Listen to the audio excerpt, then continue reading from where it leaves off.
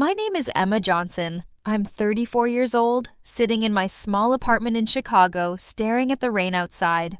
The drops tap against my window like they're trying to tell me something. Maybe they're reminding me of all the tears I've cried. My story isn't easy to share, but I want to tell it to you. I want you to know what it's like to love, to lose, and to keep searching for peace, even when it feels impossible. I grew up in a small town in Ohio. My family wasn't rich, but we were happy. My mom baked cookies every Sunday, and my dad taught me how to ride a bike in our backyard.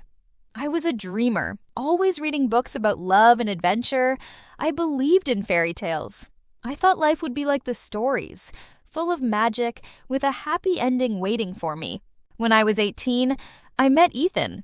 He was tall, with messy brown hair and a smile that made my heart skip. We met at a summer fair. I was helping at my mom's lemonade stand, and he bought a cup just to talk to me. His laugh was warm, like sunshine. We talked for hours that day, and by the end of the week, we were holding hands, walking under the stars. Ethan was my first love. He made me feel alive. We'd drive to the lake, listen to music, and talk about our dreams. I wanted to be a teacher. He wanted to be a musician. We were young, full of hope, and so sure we'd be together forever. After 2 years of dating, he proposed. It wasn't fancy, just us, a picnic, and a ring he saved up for. I said yes before he even finished asking. We got married when I was 21. The wedding was small in my parents' backyard. I wore a simple white dress, and Ethan wore a suit that was a little too big. We danced to our favorite song, Chasing Cars, by Snow Patrol. I remember looking into his eyes thinking, this is it. This is my happy ending. But life isn't a fairy tale. Things started to change after the first year. Ethan's music career wasn't taking off. He played at small bars, but the money was tight. I was working as a substitute teacher, barely making enough to pay our bills. We argued a lot. About money, about time, about everything. I'd come home tired, and he'd be frustrated, strumming his guitar like it was the only thing keeping him sane. One night, we had a big fight. I don't even remember what started it. Maybe the dishes in the sink, or a late bill. But Ethan said something I'll never forget. "You're holding me back, Emma." Those words cut deep. I loved him so much, but I started to feel like I wasn't enough. Like I was failing him. The next year was worse. Ethan started staying out late, saying he was at gigs. But I could smell beer on his breath when he came home. I found texts on his phone from a girl named Sarah. My heart broke, but I didn't confront him. I was scared of losing him, scared of being alone. Then, one day, I came home early from work. I found Ethan on our couch with Sarah.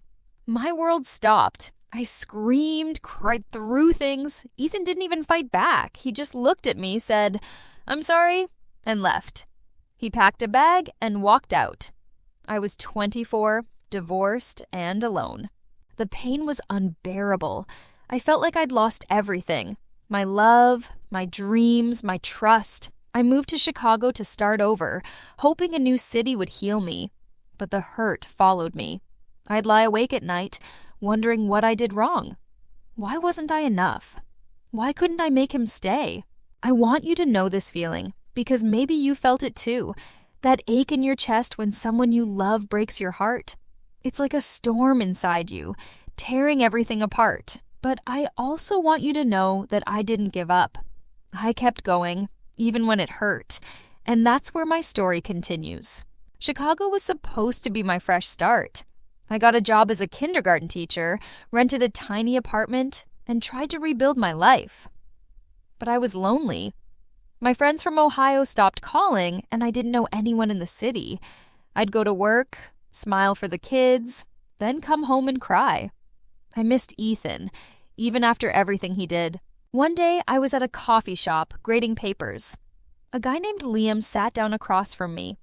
He was reading a book I loved, The Fault in Our Stars. I made a comment about it, and we started talking. Liam was different from Ethan. He was quiet, thoughtful, with kind blue eyes. He worked as an accountant, loved hiking, and had a dog named Max. Liam and I became friends. We'd meet for coffee, go for walks, or watch movies. He made me laugh, and for the first time in years, I felt a spark of hope. He listened when I talked about Ethan, about the divorce, about my fears. He didn't judge me. He just held my hand and said, "You're stronger than you think, Emma." After a year of friendship, Liam asked me out on a real date. I was nervous. I hadn't dated since Ethan, and I was scared of getting hurt again. But Liam was patient.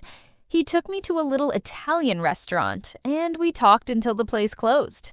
That night, he kissed me under a streetlight. It felt like a new beginning.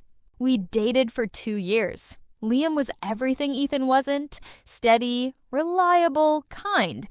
He didn't promise me the stars, but he showed up every day. He cooked dinner when I was tired, left notes on my fridge, and made me feel safe. When he proposed, it was at the park where we first walked Max together. I said yes, believing I'd finally found peace. We got married when I was 28. The wedding was beautiful, at a small venue by Lake Michigan.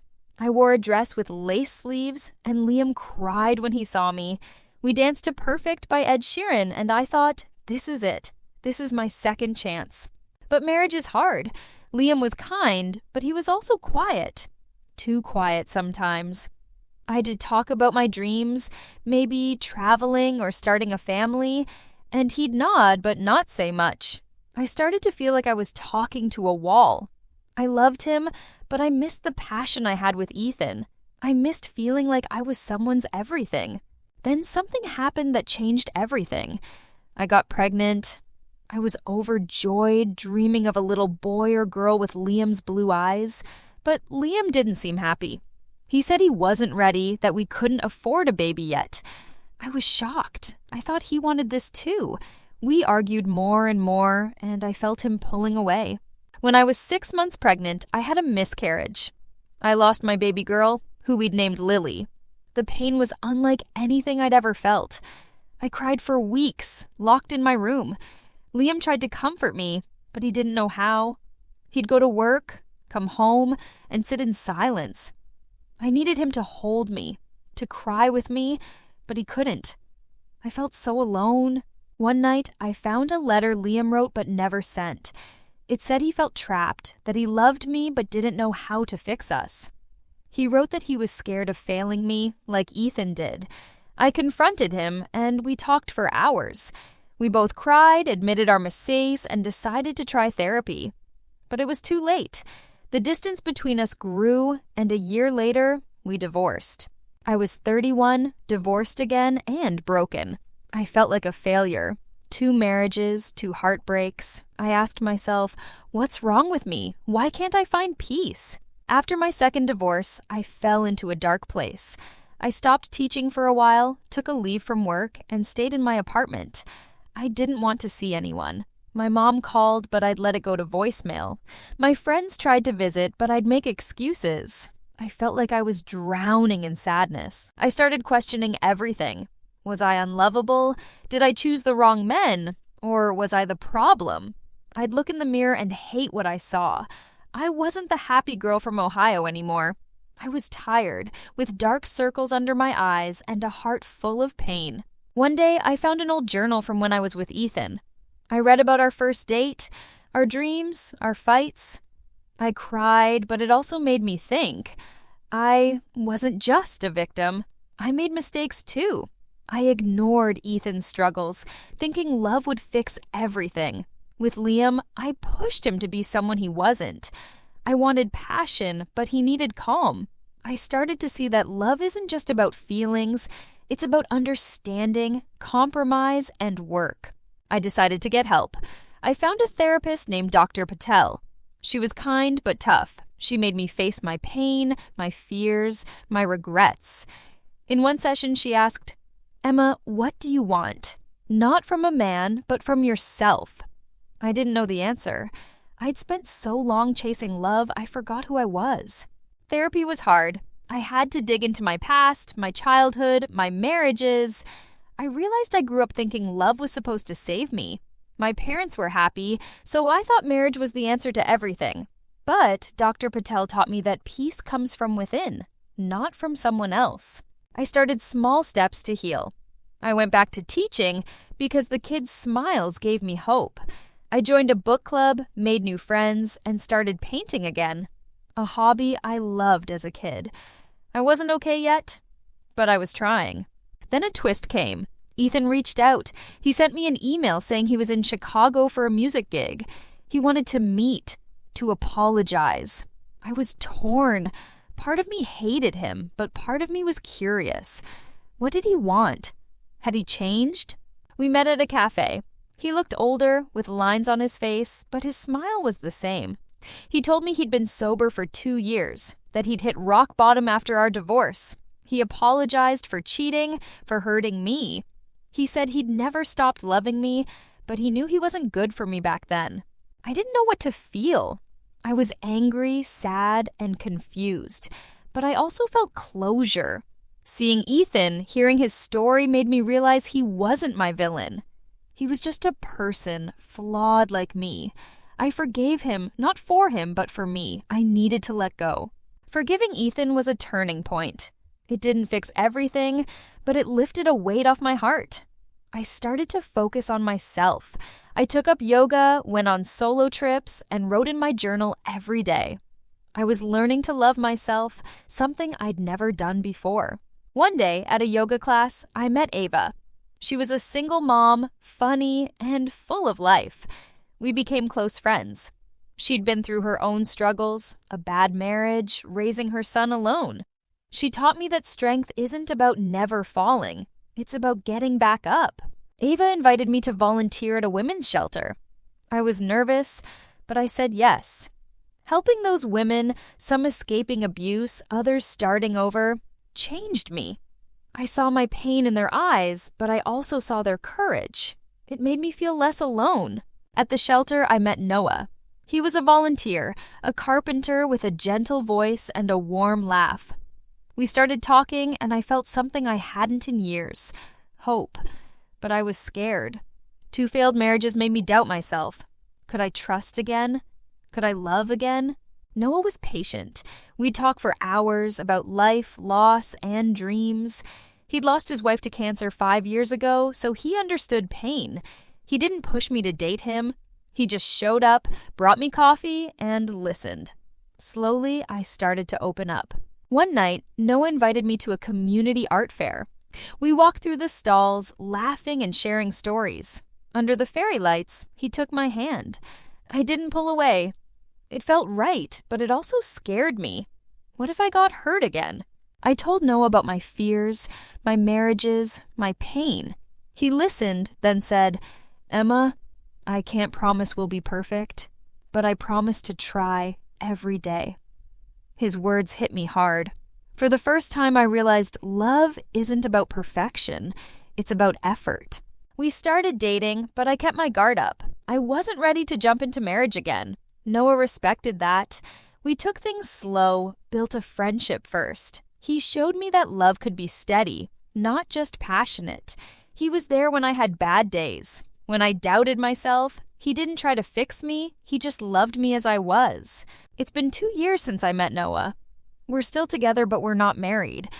I'm not sure if I'll ever marry again, and that's okay. I've learned that peace doesn't come from a ring or a promise. It comes from knowing yourself, loving yourself, and choosing who you let into your heart. I'm still teaching, still painting, still volunteering. I've rebuilt my life, not around a man, but around me. Noah is part of my story, but he's not my whole story. I'm proud of that. I've grown, healed, and found strength I didn't know I had. Looking back, my 2 marriages taught me so much. Ethan showed me passion, but also pain. Liam showed me safety, but also silence. Both broke my heart, but they also made me who I am. I'm not the girl who believed in fairy tales anymore. I'm a woman who knows life is messy, but beautiful. I still have hard days. Sometimes I think about Lily, my baby girl, and cry. Sometimes I wonder if I'll ever fully heal. But I've learned that healing isn't about being fixed. It's about moving forward, even when it hurts. It's about choosing joy, even when it's hard. To my viewers, here's my advice. Love is wonderful, but it's not everything. You are enough, just as you are. If you're hurting, give yourself time. Find what makes you happy. Maybe it's painting, dancing, or helping others. Build a life you love with or without someone else. And if you love someone, choose them every day, but don't lose yourself. You are stronger than you know. Thank you for listening to my story. If it touched you, please like, share, and subscribe. Leave a comment below. Tell me your story, your struggles, your dreams. Let's support each other. And if you want to keep learning English with me, check out my other videos. Together, we can grow, heal, and find peace.